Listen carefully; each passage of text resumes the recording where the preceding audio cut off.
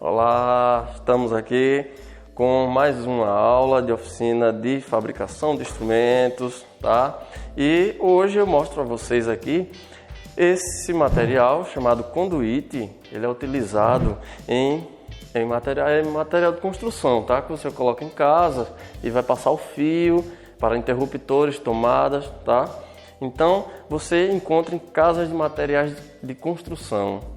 Você pede conduíte. Aqui nós temos aproximadamente mais de 1 metro aqui, certo? Olha só um tamanho bem maior dele aqui. E ele serve para efeitos, sonoplastia, efeitos aí, ó, formando um apito e pode até criar melodias. Ele cria melodias. Quando você gira, ele faz uma sonoridade bem legal, como você ouviu aí, ó. Então, você vai cortar um pedaço desse conduíte, tá? E aqui nas extremidades, eu passei fita.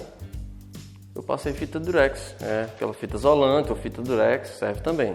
Ou fita colorida, como vocês queiram.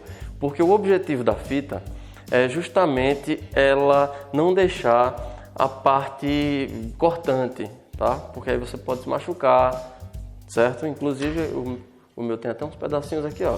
Vou cortar mais, ó. Pode observar. Pronto. E aí não machucar ninguém, tá? Pronto. Então você passou a fita nas extremidades, você já tem o instrumento. É só agitar e ele vai produzir esse efeito, uma sonoridade, ó.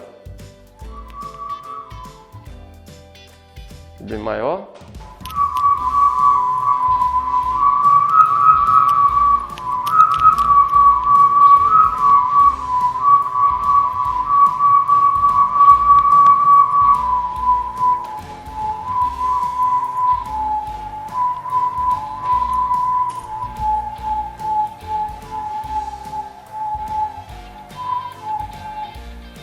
Então é isso, pessoal. Espero que tenham gostado e divirtam-se com esse instrumento de sonoplastia, de efeitos, que forma melodias naturais através do agito, tá bom? Então é isso. Até a próxima.